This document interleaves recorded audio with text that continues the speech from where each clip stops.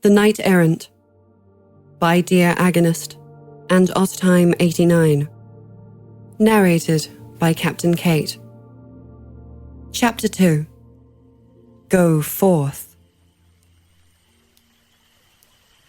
Pohang was a nice place.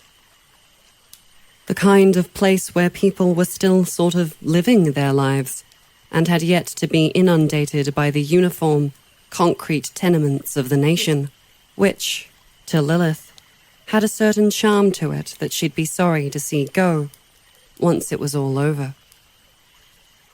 And it was as good as over, of course, because the Imperial forces residing in Pohang had been a fairly guerrilla contingent, constituted almost entirely of Gestalts.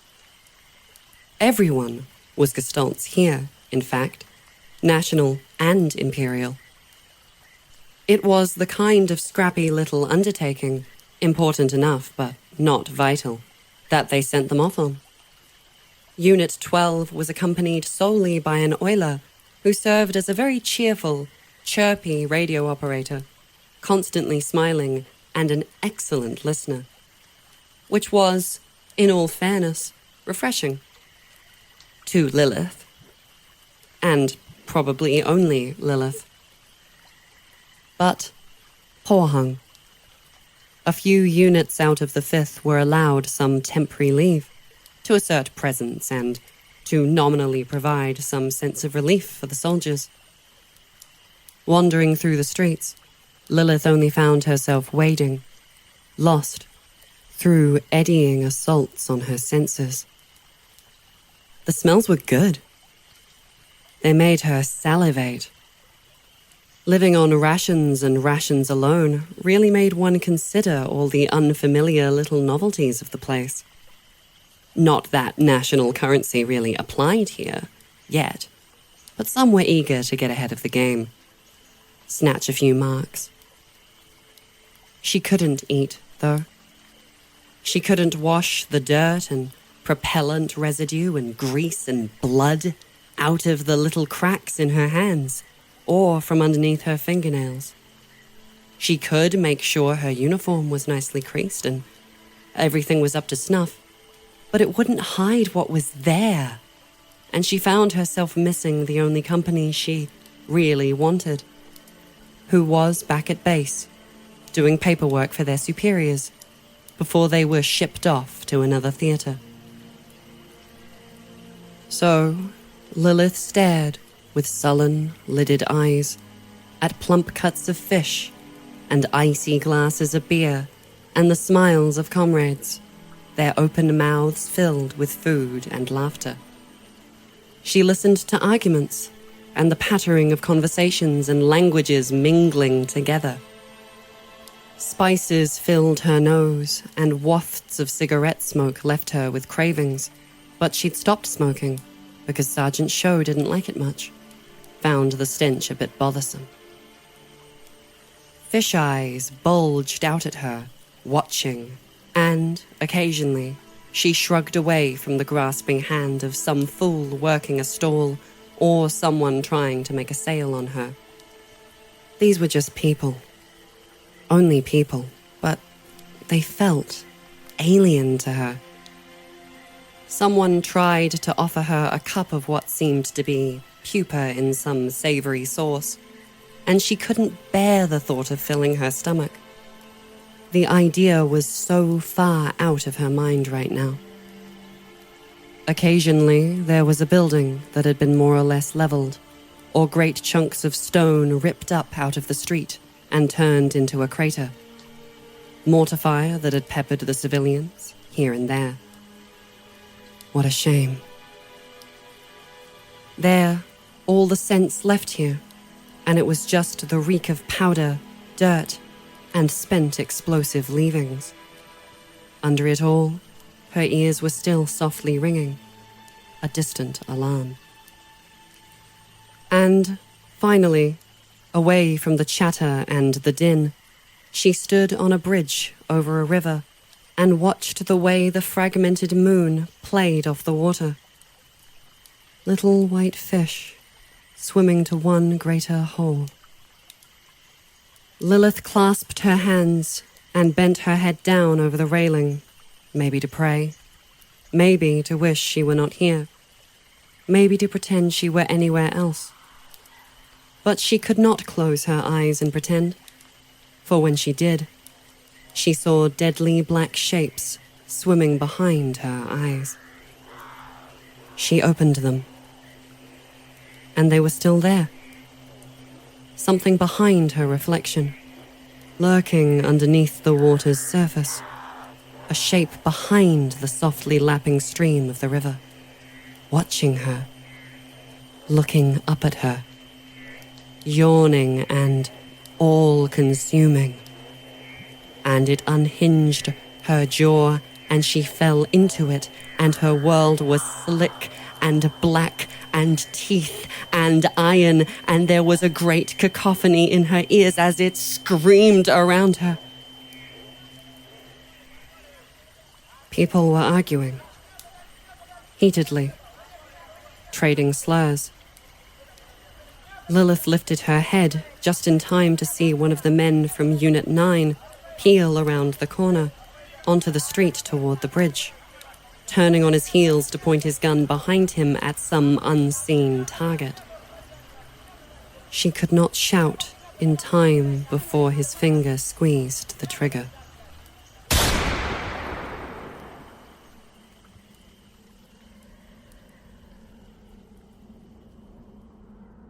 Elster's eyes snapped open. Gunshot. Muffled, though. Distant. Not a concern, really, if it was only the one. Still, it served as a good enough wake-up call. Not that she'd been sleeping especially well those past few days regardless. To be roused so abruptly was frustrating, but she was nothing if not very efficient when she wanted to be. Had to make the best of it. She pushed up from the otherwise empty bed in Ariane's quarters and moved for the door. Under normal circumstances, she might have gone to the washroom and showered, combed her hair into a somewhat neater version of her usual, tastefully tousled configuration. It always seemed to dry into more or less the exact same styling, regardless. She'd watch Ariane go through the same routines, procrastinating scans and cataloguing of telemetry data as they flew, with domestic chores, dusting even the highest crannies, even well after Elster knew they had no filters left to swap out for the ventilation. Soon after, hunched over her terminals, focused but bored.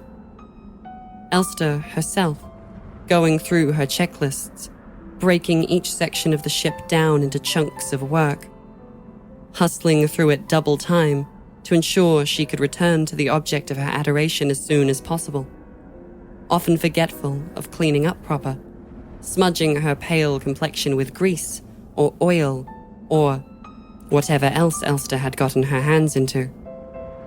Touchy in subtle ways, but she left her mark. She'd cling, perching her chin on Ariane's shoulder, as welcome a bother as the real, proper magpie might be, chirping on the windowsill. Sometimes, watching movies, Ariane pointed that out.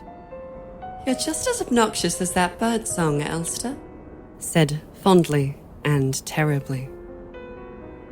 They'd gotten back, somewhat, into the swing of old traditions on the final leg of their trip to Katesh.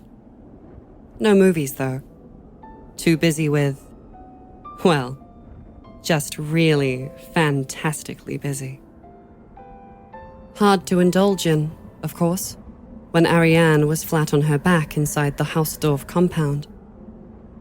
It still didn't stop her mind from wandering, but instead of fond, transient satisfaction between tasks, it only brought her a sort of gnawing sensation, like her organs were trying to eat themselves from the inside out. Perhaps Ariane was watching Elster emerge from bed on her lonesome, stoic and determined. Perhaps she wasn't. Perhaps her bioresonant mind's eye was directed at some other point of interest, flickering somewhere in the system, Or, perhaps, it was blackened to the world entirely. Suppositions weren't going to get her anywhere, though. Her checklist of preparations was nearly complete. Ariane moved back to the radio dish. Supplies, all the necessities. Rations, spare bullets, tools. The rest distributed out to the replicas of Jan's Cader, their would-be fair-weather friends. The ship? A whole checklist in itself, but all systems were green, and she strangely found herself treating the reactor as if it were a person to be appeased, strictly in her thoughts. Maps? Ariel had come through, to her mild surprise, with no shortage of help from Tobias, one of the other few Gestalts who remained at the mine. Ammo and weapons? She stopped by the door and turned to a small side table she'd set up, upon which were a colorful, mostly black and red, variety of weapons. Revolver, holster, shotgun, backstrap, ammo, pouch. Rule of 6, ignored. She lacked a longer range option, which was frustrating, but she didn't want to deprive the mine's defenders of much-needed equipment. Ever since Ariane had fallen comatose, a few feral attacks had befallen the mine's walls. A trickle, so far, but it wasn't nothing.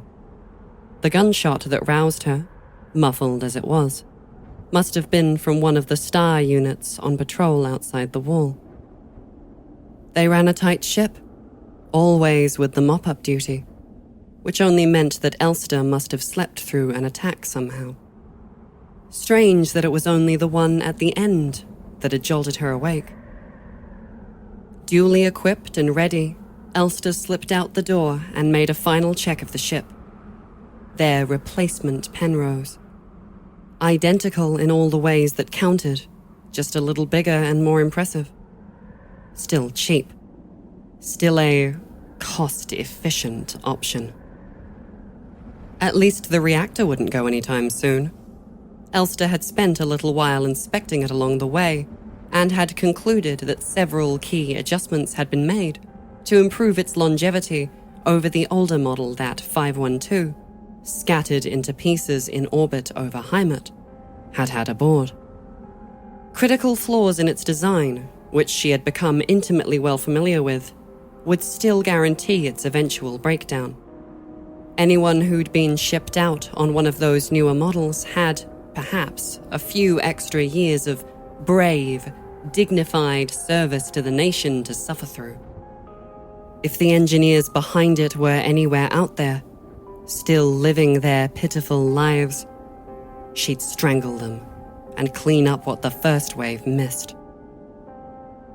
More than once, Ariane had sat in the observatory deck and stared out into space, pondering over the fates of other Penrose crews flung out into the black.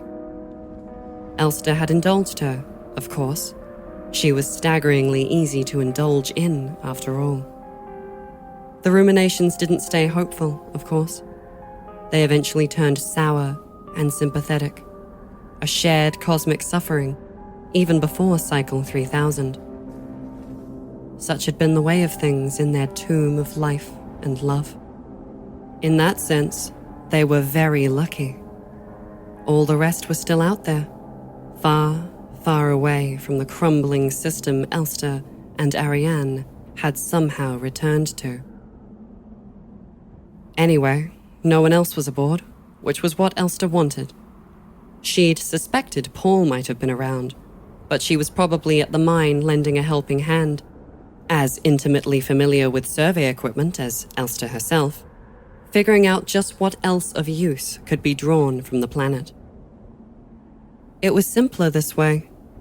Easier. She knew where she was going thanks to the maps. She knew what building and which device within she needed thanks to the Imperial spy Ariel. She had everything required to get the job done. No need for anyone else to get hurt. Elster units worked best alone, didn't they? They'd manage without her. It was so fucking typical, too, they would say. The stoic Elster unit, obsessed with her pet gestalt. Barely a word to say to anyone else, outside of a growling demand or two for information. Not nearly as tall as one of the stars, but twice as unsettling. Not like Paul, who may as well have been a fount of charisma compared to her. Anyone could see Elster and know just by looking at her that she was fundamentally different. The picture-perfect definition of persona degradation. That fearsome spectre lurking over every single replica's shoulder. In that way, she was in decent company at least. Paul was, perhaps, the only one who might not have been thoroughly degraded by now, and that was only for lack of time spent outside a calibration pod while civilization collapsed. Her mind, and therefore her personality, had been in near total stasis, tuned out utterly. Still, Elster imagined she had it worse than usual, for a given definition of usual. Single-minded, distant, aloof, fanatically loyal to a Gestalt woman of all things. To the cater within the walls, it must have seemed similar to insanity. Gestalts had locked them up and all but threw away the key. It didn't help, of course, that Ariane's coma was causing no shortage of problems. Her bioresonance, let loose and wild without her conscious control, had been made manifest, more material and dangerous than any of them had ever seen. Far too dangerous to even imagine how a dying mind might thrash out of them. Simply killing her was safely out of the question, despite the collective undercurrent of fear within the group. It'd be a hell of a way to thank someone for saving their lives. Still, Elster had entrusted her safety to Tobias, to Mouse, who promised to defend Ariane with their lives if need be. Not that they suspected it'd be necessary. Ariane hadn't made the best of impressions in the short time they'd been around. No thanks to Elster, who'd argued with her day one and sent her into a spiraling depression. But none of the replicas seemed terribly inclined to hurt her, even if her bioresonance was, to put it lightly, concerning. But perhaps they were used to that, thanks to their Calibri, freshly up and about.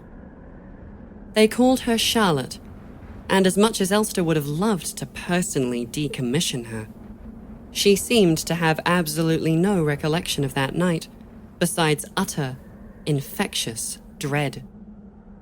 Elster had conducted what she liked to think of as a soft interrogation of the Calibri.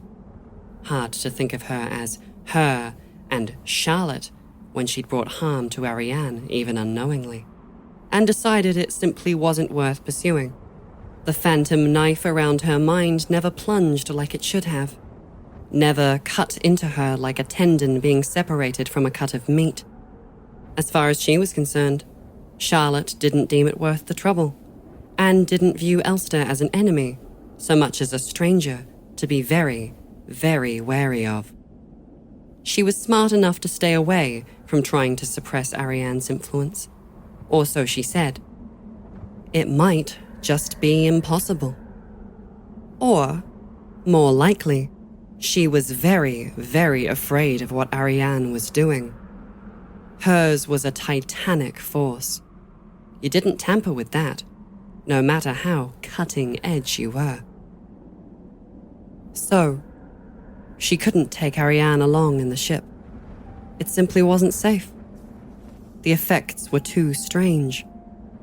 Window panes shattering, sands shifting into perfect circles, Ariel having fainted after their illuminating conversation. Anything could happen out there.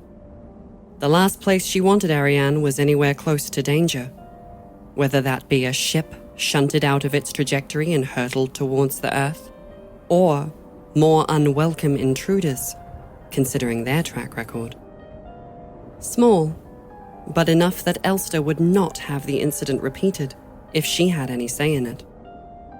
She just had to trust Paul, trust the others to protect her.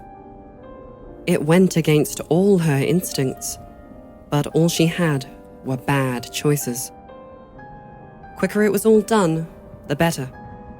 From Ariane's room, she strode out into the hallway and to the flight deck, settling into the vacant pilot's seat to begin the initial checks.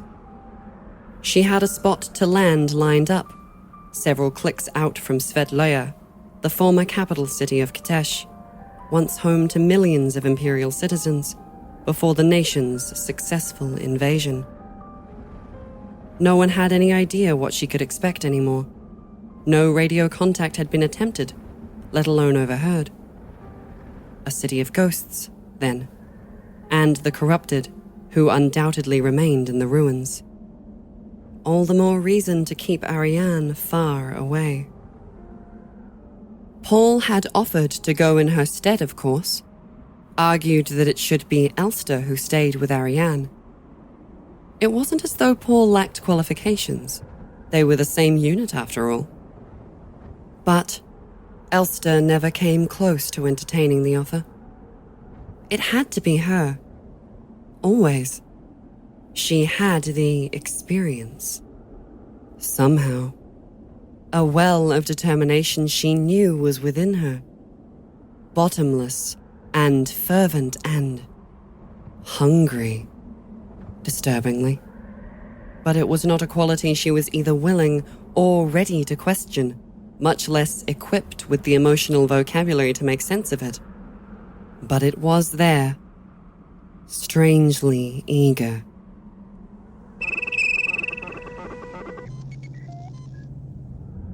A low hum filled the ship as she slowly powered on the reactor and put it through its warm-up paces, and Elster sat back and shut her eyes again, content to wait. It wouldn't be long now. Soon she'd fly off again, leave what passed as comrades behind. Leave her behind. Not for long. Never for long. She whispered to herself. Never for long what? Her own voice echoed behind her, prompting only a slow, exasperated creaking of Elster's eyes back open in response. Paul. How had she missed? Elster craned her head back and squinted at her counterpart unit, who was standing, unassumingly, a few steps forward of the deck ladder. Her hands were primly folded behind her back. Where were you? The calibration pod. Why hadn't she checked that? Idiotic, stupid. She hated the fucking thing, detested it, had felt utterly guilt-racked on her use of it during the trip, but still, that had been sloppy. Her shoulders slouched, and she swallowed back an anxious gulp of air. Caught in the act. No way around it. Oh. Paul's eyes flitted to the lit-up control panels surrounding Elster. All in ready position. Primed to go. Going somewhere. Elster pushed back the flash of hot irritation threatening to spread across her face. Shotgun blunt, she asked, Did you hear that gunshot? Yes. I think Luga was patrolling. Probably. Right. Ellie, I think you should get off my ship now. Rather than answer, Paul continued to step towards the cockpit, looming above her. The ridiculous, manic urge to get up and protect her turf welled inside her, duly ignored. Ellie, Elster, she snapped. Ellie was not for her. It sounds stupid, Paul intoned, unimpressed. That's all of us. Ellie is a name. But fine, Elster. This is also stupid. She spread a hand out at the rows of rapidly lighting up buttons and sensors as the ship continued to work itself out of its slumber. You're going to get it done. Get yourself killed, Paul corrected somberly. And then what happens to her? She paused for a brief moment, then added, "To the rest of us." "You'd be fine," Elster replied. And they would be, for obvious reasons. Ariane would continue to deteriorate. They'd have no choice. Or she'd kill them all first, somehow. An unleashed, rampant bioresonant? Who could say what might happen? It was unprecedented, to Elster's knowledge. All the more reason to not allow it to get that far. So, she had to succeed. Had to. No other option. No choice. As axiomatic as choosing whether or not to breathe. Paul's eyes narrowed, her patience rapidly dwindling. It made sense. Elster units prided themselves as being problem solvers. It was part of who they were. Right now, Elster was being a quite unreasonable, dogmatic problem indeed. A problem trying to problematically solve a problem. Or so Ariane would say, with some measure of irritated admiration. "Elster, take a moment. Think about it. What happens if you fail?" Nothing good. But she'd be dead if she failed, and would therefore be beyond worries. It wasn't much of a comfort, and she felt a low, aching pit of worry that her mind even went there at all. The general ease with which she'd both considered death and spoke of it. She let out a slow, deflating hiss of air. "What are you suggesting, then? That I don't bother?" "Of course not. If the device will help Ariane, then we need to find it." Elster stared at her, forged her expression into steel, then shook her head. "No, I don't need help." "You do. I'd work better alone." Paul's lower lip jutted out thoughtfully. A small glance cast out the viewport to the orange-grey wastes beyond. "I'm not suggesting anyone get in your way, but you would need support. You'd need someone to watch the ship. You'd need someone to watch your back. A medic, a crew. This isn't a scouting exercise. As far as we know, you'd be going alone, deep into enemy territory." She paused for one awful, anticipatory second, then quietly added, "And I don't think you'd succeed." Bizarrely, Elster wanted very badly to hit her. She had no idea what she was talking about. How could she? She didn't know. Fresh off the fucking line, Paul was. She hadn't seen the things Elster had. Hadn't done the things she had. Elster never had anyone to help her. Not even once. It was all her. Every stained corridor, every abandoned room, every life or death struggle. Paul didn't know. She couldn't. Hadn't shot and killed and stomped and suffered and... Elster? And what? What had she done? Where did it come from? Even now, the flash of clarity, staggeringly stark a moment ago, was fading. It was always like this. Always. A sense memory. Black, deadly thoughts with no tangible origin. What had happened? She'd never left the Penrose, had she? How did... Was it Lilith? Was it her war? But it had been a while since she'd bothered to check her diagnostics psychogram, but a creeping panic prompted her to blink the feed into the upper right corner of her vision. High levels of hypersensitivity and fragmentation. Indicator dot convulsing and flickering about the hexagonal chart even as she watched. "Are you all right?" Paul's voice was awfully, brimming with well-intentioned concern. Elster wanted very badly to shudder. She blinked once, to dismiss the hateful reminder of her artifice, then shut her eyes entirely. Once again, she felt so terribly fucking alone, deprived of Ariane, deprived of her anchor. Not the first time, no, but that didn't make it any easier. She still wanted to argue, still wanted to duly inform Paul that she was wrong, that she would succeed, that, when the alternative was failure, was abandonment, that Elster would stop at nothing. But the quick flash of clarity had robbed the fight from her, left her stupendously drained and miserable. She'd already been caught. Couldn't get away clean. Had to make a fucking fuss. She swallowed, but found her throat tight and parched nonetheless.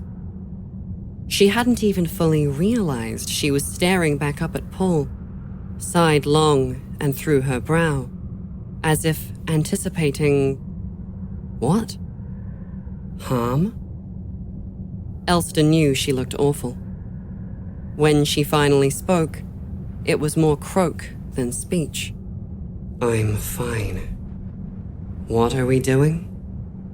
Paul hesitated for a moment before easing back into the threshold of the cockpit. She automatically assumed an aloof lean of her shoulder on the door jamb, inherently awkward, which Elster had done thousands of times before. It made gravity skew a degree, ever so slightly. I'm coming with you, and I'd like to talk with Jans and see if she can spare anyone.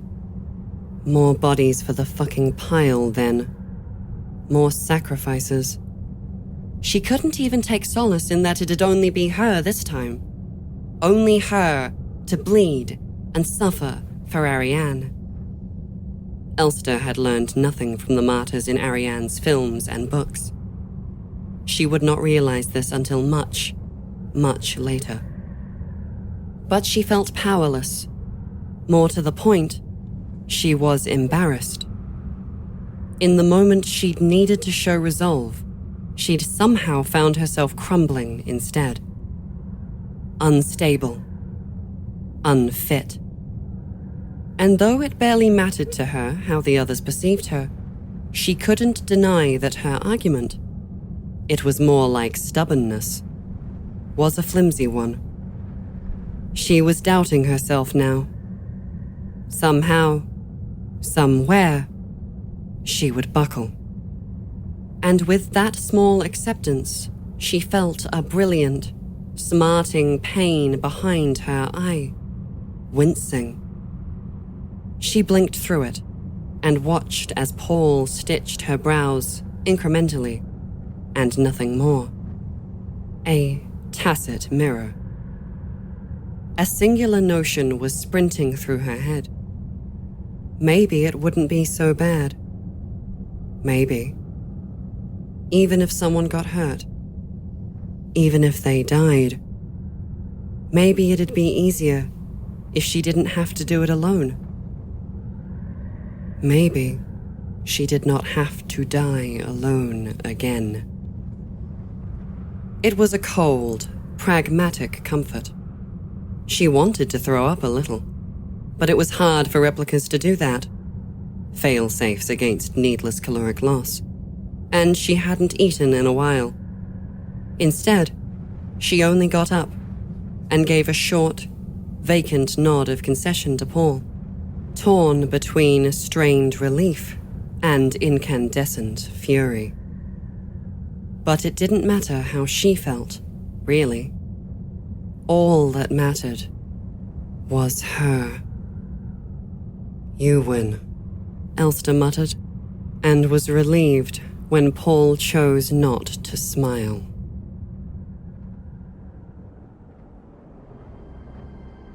Jans, stone-cold hard-ass that she was, thankfully didn't require much convincing to discuss the subject. She opened up, in fact, with a pointer finger prodded painfully into Elster's collar. Height and weight advantage. Elster allowed herself to jerk back, scowling up at the taller woman. One of the stars was outside, so Elster resisted the fine-tuned reflex to shove her back. They were in her office, a dour, barely furnished room that Heinz and Boris had utilized before they fucked off to the town of Velesh without so much as a word of gratitude to the replica cater that had cleared it out for them. They were just grateful to have some distance from the slumbering catastrophe in waiting that was their savior. Not their problem anymore. Paul was with her and put a hand on Elster's opposite shoulder to steady her from the near shove that Jans had unceremoniously delivered. "Jans, shut up," the star unit hissed at her, eyes never leaving Elster's. "Why is she back here?" No point in dragging it out, then. "Because she needs to be somewhere safe while I take the Penrose." "Safe," Jans grunted thoughtfully, stepping back and pacing behind the desk, though she did not sit. The chair wasn't sized for her. It was more of a prop for her to jab her finger down on, a warlord with her map, rather than Elster's collar. "What about our safety? It's bad enough that she's so close, but those things are flocking towards us again. If you're taking the ship, then take her with you.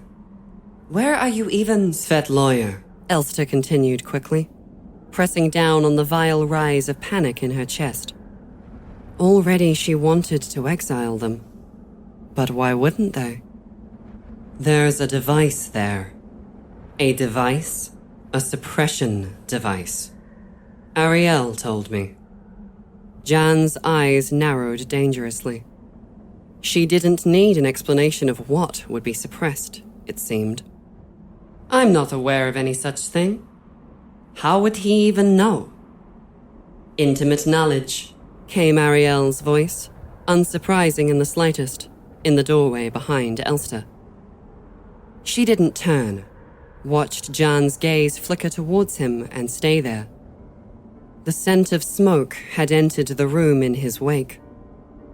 "Specialist," she prompted, her voice taking on a more even keel, though it seemed more of an afterthought on her part. "Care to explain?" Elster listened as his footfalls brought him further inside, watched as he leaned over the desk and ashed a lit cigarette into it.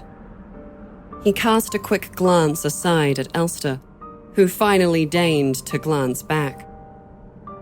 He looked weary, like he hadn't slept, or was having trouble keeping his focus. "Did you want to explain, or should I?" He'd take too long, of course. At least he was self-aware about that. Elster, therefore, did not bother with the song and dance. "He's an Imperial spy." Petty as it was, Elster took some mild relish in the rash of shock that spread over Jan's face. "Was," Ariel corrected swiftly. "Was an Imperial spy. I'm something of a free agent at this point." He affected an expressive shrug and raised his cigarette back to his lips, giving Jans a mild look that appeared, to Elster, as if he were asking for permission. Jans breathed out slowly, though, bringing up a hand to caress her cheek and press some energy back into her expression. She looked as though she'd, somehow, aged a year or two in the few seconds that had passed since the revelation. "Why are you telling me this?" Ariel absently scratched at the side of his jaw, pensive.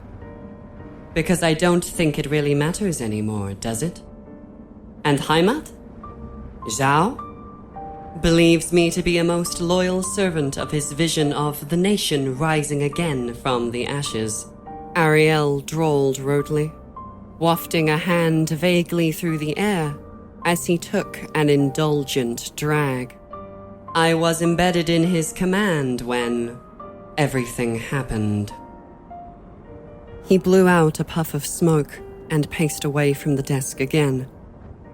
As for the Empire, I've not heard a word from them. Like I said, it doesn't matter anymore. Zhao can come collect me when it suits him, I suppose. Rather than sit, Jans put a hand on the nearby wall to lean there for a moment, shutting her eyes wearily. Elster watched her, a distant flicker of sympathy gracing her brow. She had so little of that to spare lately. We're revisiting this discussion later, Jans said. As you wish, Ariel replied with a hum. Suffice to say, I know a little about Yong's current condition from my time in the ministry. He did not, notably, mention what he'd told to Elster, that he too was faintly sensitive to bioresonance. They were prototyping a sort of tool.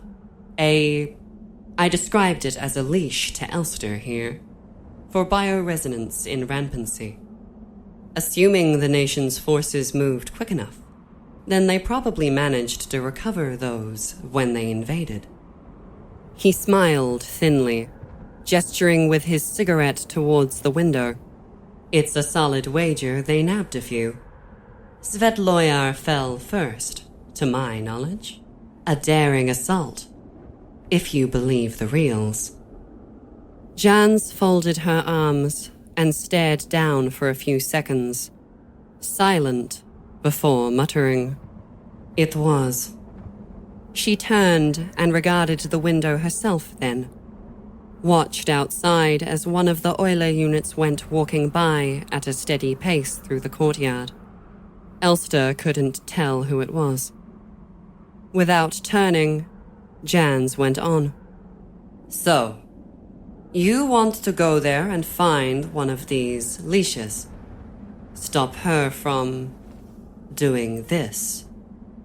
Her tone had gone from, I am on the verge of immediately dismissing you from my sight, to, there will be paperwork about this. We'll need help, Paul murmured, finally. I know you need as many guns here as you can get, but it won't matter if we're overwhelmed eventually. Jans sighed, turning around and raking a hand through her hair. She stared at Elster for a long moment. There is an easier option, obviously. Elster said nothing. She only narrowed her eyes and leaned forward, ever so slightly, the weight of her revolver comfortable in its holster. Not exactly a comforting prospect, considering the help she rendered, Ariel observed airily. Jans let out an irritable, faintly offended grunt. I'm not about to put a gun to her head, but I have a responsibility to my cadre, and they're scared. They're seeing things, hearing things. Charlotte is stumped. Charlotte is afraid, Elster mentally corrected, and for good reason.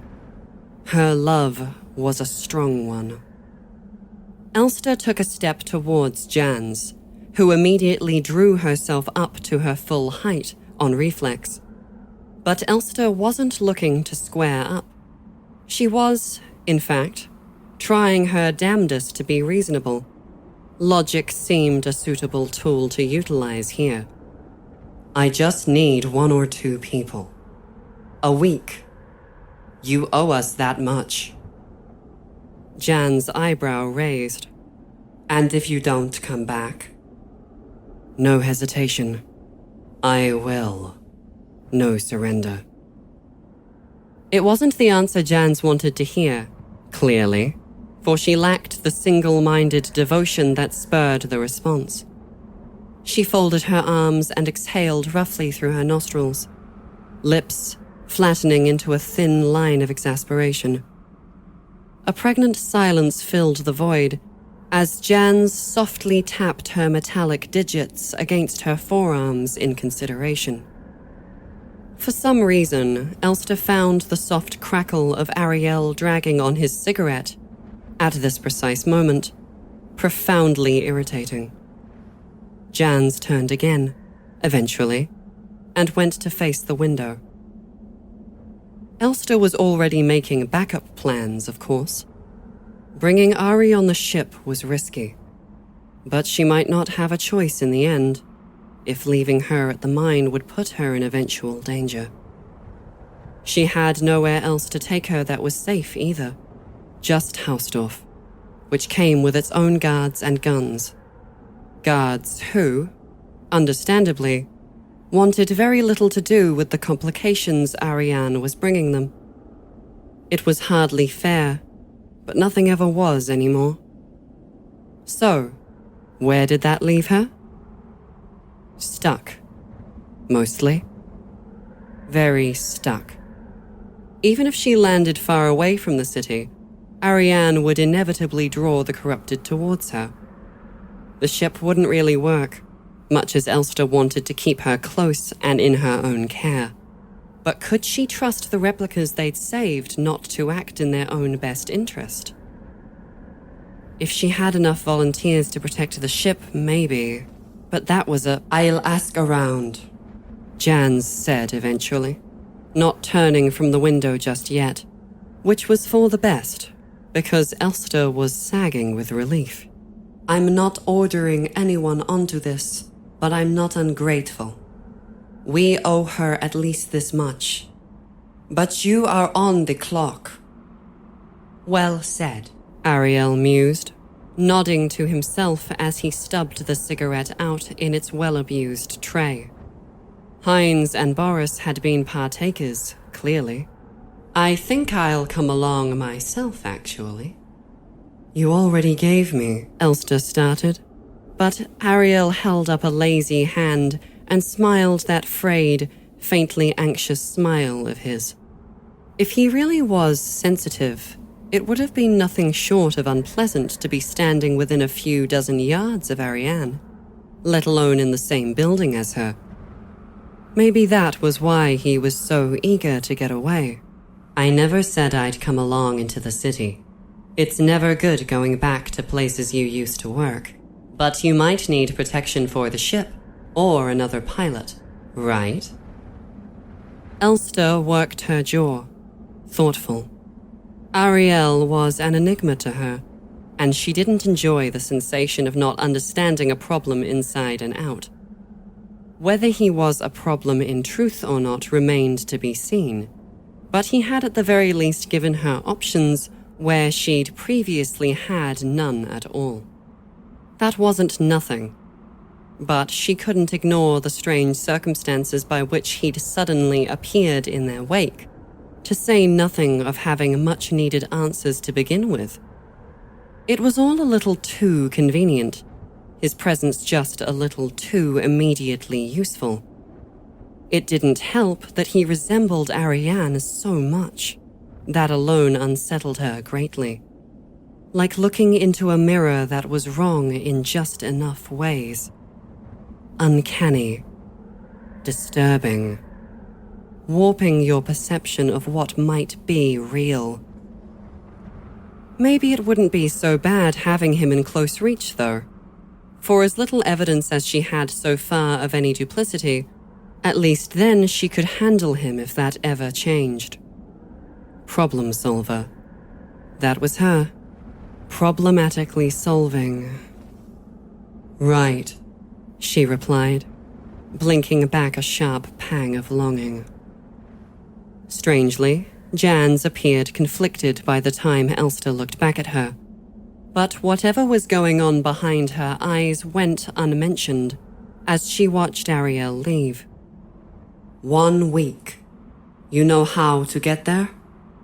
"Tobias printed out maps," Elster muttered. She was already exhausted by the whole conversation.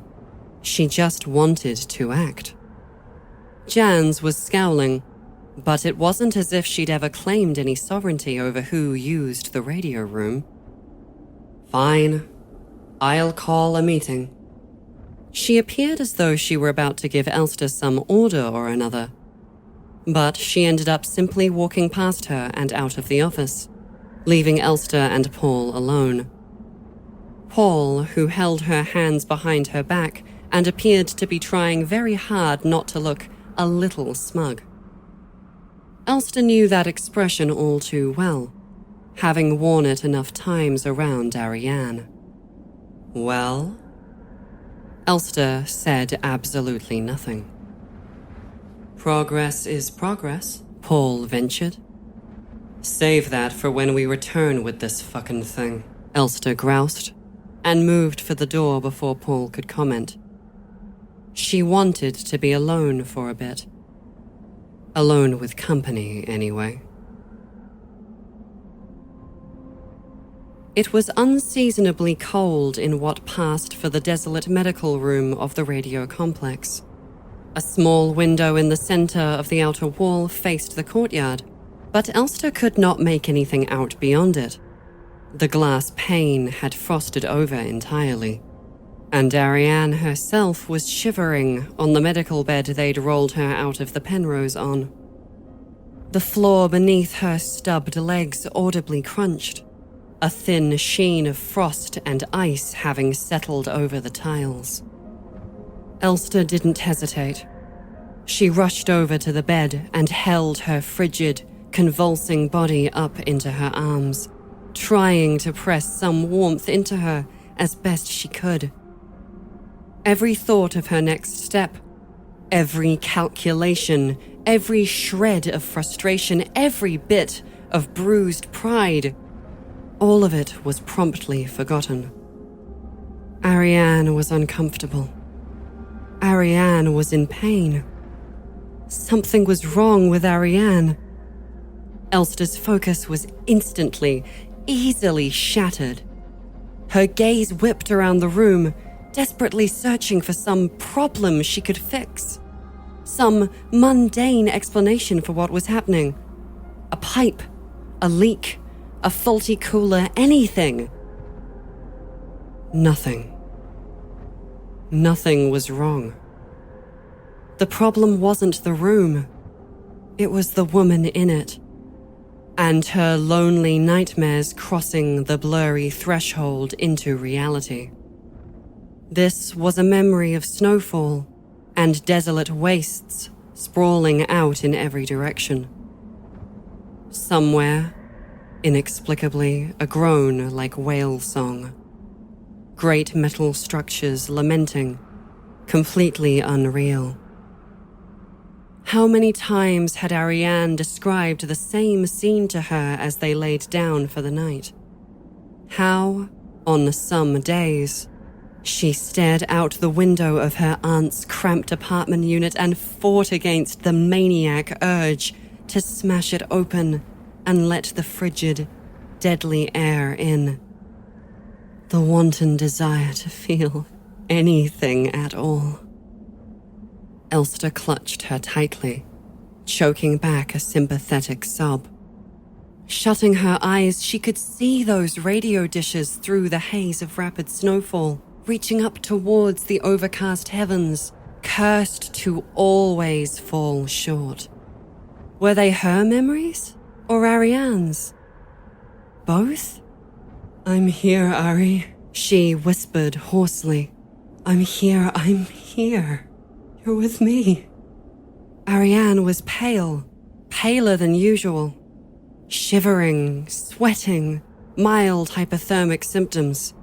How long had it been going on? She was reminded, unbidden, of Ariane's typical wake-up procedures after emerging from the cryopod. Proper personal maintenance was a strict requirement in the aftermath. The difference between onset hypothermia and continued loyal service to the mission. Not so different here, then. Elster carried her out, propping the door open with her leg and hurrying down the hall towards one of the unused side rooms that had been, not so long ago, some soldier's makeshift home. Ariane was shivering still, and Elster left her alone for only a minute while scouring the nearby rooms for supplies. A few torn-up rags, a dirty, heavy sheet she could use as a blanket. No heating pads, that would have been too fucking convenient. She didn't run into anyone, and was mildly grateful for the privacy, permitted to fret over Ariane in peace. More likely than chance alone, no one wanted to be near her anyways. She should have called out for aid, but that would only occur to her later. Returning, she stripped Ariane down, clad only in her fucking white dress, which Elster never bothered changing her out of, thinking it made her look serene and beautiful, and dried her off as best she could before wrapping themselves both up in the sheet, laid out on the floor together. Anyone walking in on them might have come to a not unjustified assumption of a salacious rendezvous. But Elster was only focused on lending as much feeble body heat as her machine body could muster. Cold metal limbs. Not helping. She wanted to tear her own plates off in a wild rush of devotion, reveal the warm, vulnerable parts of herself hidden behind her polyethylene shell. She didn't, of course. Elster talked to her instead, trying her best to ignore the chill that had followed them. "Are you thinking about Rotfront, Ari?" she mused softly to her, stroking Ariane's face. Her expression was flat, yet severe, the sort of face she made when she was trying very hard to look professional, ever so slightly pinched around the brow, when she was trying to be Scout Officer Young. Elster had gone from thinking the look ridiculous to finding it ridiculously delicious to ruin with a kiss. Now, she was simply terrified. "You're gonna be okay. I'm here. We're far away from there. We're so far away. It's hot here. Stupidly hot. The cold is so far away. You were such a sweaty mess when we touched down." Logically, she knew Ariane would simply keep lying there, a sprawled out, naked mess cradled against her side, guileless and dead to the world. That didn't stop her from wishing, from some impulse close to prayer, that the simple words would rouse her. Perhaps, even, make their way into her dreams and alter them, to grant her summer's relief. Ariane broke her defenses, shattered the miserably reasonable parts of her brain, and left behind only jagged shards of desperate love. "Come on, Ari," she insisted, eyes stinging. "Come on. Wake up. Please wake up. I'm here. I'm here." For how long? A sharp shot of guilt, like shrapnel in her gut. She'd be leaving soon. Ariane would be alone. Who would watch out for her? Who would warm her when she was cold? Who would feed her, wash her, comb her hair? Who would keep her safe when the other replicas became frightened of her? A dizzying, nauseating yearning to stay was filling Elster's chest, but she knew it was poison. No one else could do it. It had to be her. It had to be Ariane's magpie who saved her. Only her. Only she could do it. Only she could do it. Elster had to do it. She'd done it so many times. Elster let out a frustrated, pathetic little moan, unanswered. Again with those thoughts. She shut her eyes and rested her forehead against Ariane's, struggling to keep the smattering tears off her face. "I'm here," she groaned softly, swallowing. She had to tell herself Ariane was watching. Her power, her immense will, to know without knowing. Wishful thinking or empirical deduction? She thought back to Heimat Orbital, to the ethereal presence Elster had felt, the ghostly whispers that had followed in the wake of her blood-soaked sprint through the station. No, Ariane was stronger than this. She was the strongest person Elster had ever known. She had to believe, then, that every word that passed through her lips was heard. Every last one. Elster swallowed again, steeled her nerves, worked her jaw. "I'm sorry we fought," Elster whispered, the words beginning to spill out in a messy rush. "I am. I wish I could remember. I wish I knew what happened. But I don't. And I'm sorry. I'm sorry I blamed you.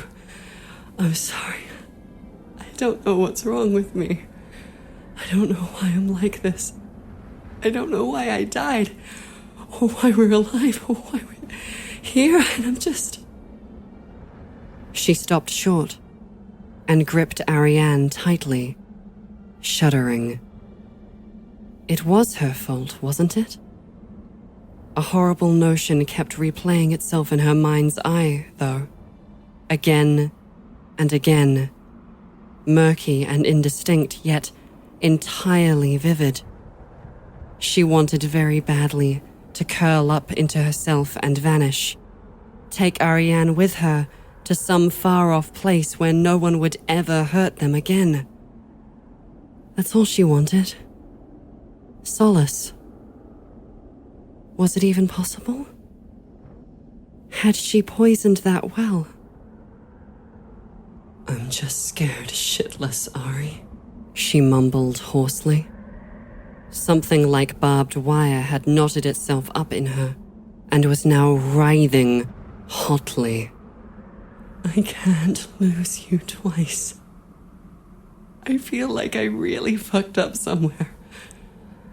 I feel like I did something to us, and now I..." Elster waited. A sign. A whisper.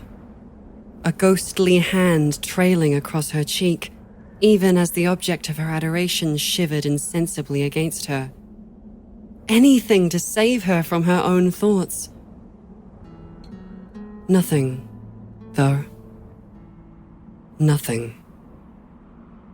A chill, a room, and a sheet covering two broken women.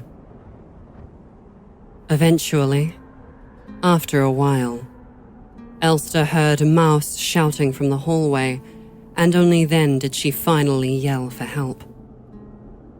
Mouse came in and took Ariane, barely a question asked, let alone answered.